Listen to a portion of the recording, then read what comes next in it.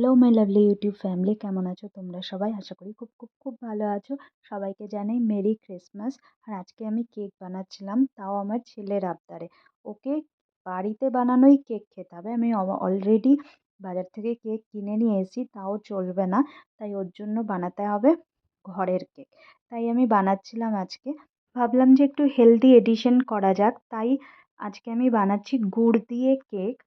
চেষ্টা করছি healthy cake বানানোর, তাই অয়েলও একদম কম দেব, সেটা আমি ভেবেই রেখেছি। এই জন্য আমি সুগারটাকে অ্যাভয়েড করে গুড় দিয়ে বানাচ্ছি। প্রথমে একটা আমি এগ নিয়ে নিয়েছি, ওর মধ্যে একটু লবণ অ্যাড করেছিলাম। যে বোলটা নিয়েছিলাম সেটার মধ্যেই ছিল, দেখেছিলে। প্রথমে একটা ডিম ওর মধ্যে দিয়ে ভালো করে হুইস্ক করে নিলাম। তারপর একটুখানি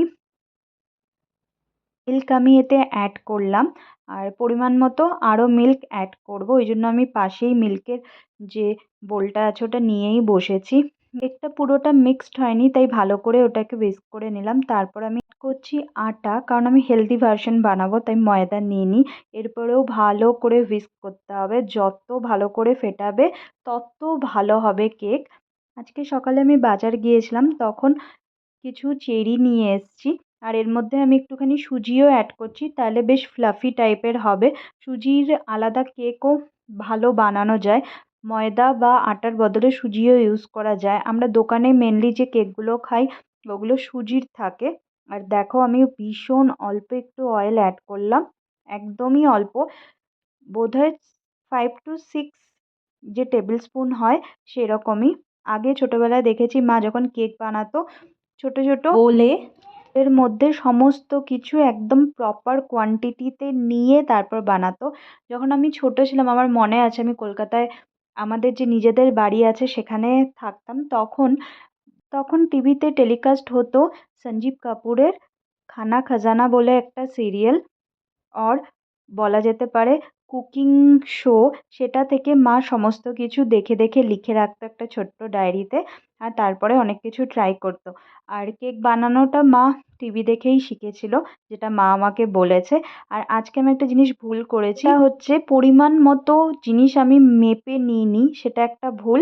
আর সেকেন্ড হচ্ছে আরেকটু বেশি বেকিং পাউডার দেওয়া উচিত ছিল, তাহলে কেকটা আরও ফ্লাফি হতো। কারণ আমার কোয়ান্টিটিতে একটু বেশি নেওয়া হয়ে গেছে তা, তাই আরেকটু সামান্য যদি বেশি বেকিং পাউডার অ্যাড করতাম আমার মনে হয় কেকটা আরেকটু বেশি ফুলতো।